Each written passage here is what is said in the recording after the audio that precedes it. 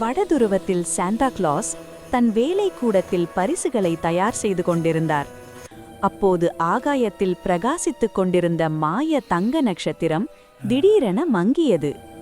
நட்சத்திரத்தின் ஒளி குறைந்ததை பார்த்த சாண்டா கவலையடைந்தார். பூமியில் கருணை குறைந்துவிட்டது போல இருக்கிறது என்று சாண்டா நினைத்தார். உடனே சாண்டா தன் மாய பனிச்சரட்டில் ஏறினார். மான் கூட்டத்துடன் ஒளிபாதைகளை உருவாக்கியபடி நட்சத்திரங்களுக்குள் ஊடாக பூமிக்கு துரிதமாக பறந்தார். அவர் மனதில் ஒரே எண்ணம், கருணையை மீண்டும் கண்டுபிடிக்க வேண்டும்.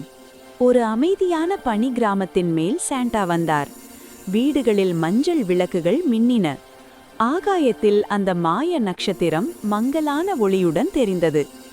இந்த கிராமத்தில்தான் நம்பிக்கை இருக்கிறது என்று சாண்டா உணர்ந்தார். அந்த கிராமத்தில் நீல உடை அணிந்த லியா, பச்சை சட்டை போட்ட அருண் தங்கள் வெள்ளை நாய்க்குட்டி ஸ்னோவியுடன் மெதுவாக விளையாடினார்கள். அவர்கள் ஒருவரை ஒருவர் கவனமாகவும் அன்பாகவும் பார்த்து கொண்டார்கள். அந்த கருணை காட்சி மனதை மகிழ்ச்சியடையச் செய்தது. மறைவாக நின்ற சாண்டா லியா மற்றும் அருணின் அன்பை பார்த்து புன்னகைத்தார். சாண்டாவை சுற்றி மாய ஒளி பிரகாசித்தது. கருணை இன்னும் உயிரோடிருக்கிறது என்று அவர் மகிழ்ந்தார்.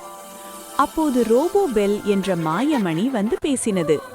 கருணையும் பகிர்வும் இருந்தால்தான் மாய நட்சத்திரம் மீண்டும் ஒளிரும். அடுத்த நாள் லியா மற்றும் அருண் பனிப்பாதையில் நடக்க முடியாமல் இருந்த ஒரு முதியவரை பார்த்தார்கள். அருண் அவரது குச்சியை பிடித்துக் கொண்டார். லியா மெதுவாக அவரை தாங்கினார்.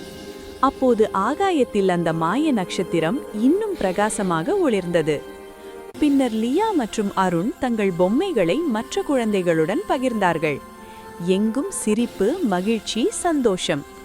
பொம்மைகளிலிருந்து தங்க ஒளி பரவியது. கருணை எல்லோரின் மனதையும் சூடாக்கியது. அப்போது ஆகாயத்தில் மாய தங்க நட்சத்திரம் முழுமையாக பிரகாசித்தது. அதன் வெப்பமான ஒளி கிராமமெங்கும் பரவியது. குழந்தைகள் மேலே பார்த்து மகிழ்ந்தார்கள். சாண்டா லியா மற்றும் அருணின் முன் தோன்றினார். அவர்களுக்கு கருணையின் மணி என்ற தங்க மணியை பரிசளித்தார்.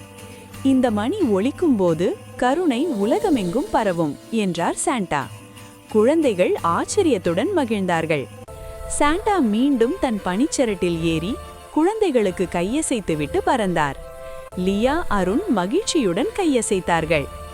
ஆகாயத்தில் மாய நட்சத்திரம் பிரகாசித்துக் கொண்டே இருந்தது.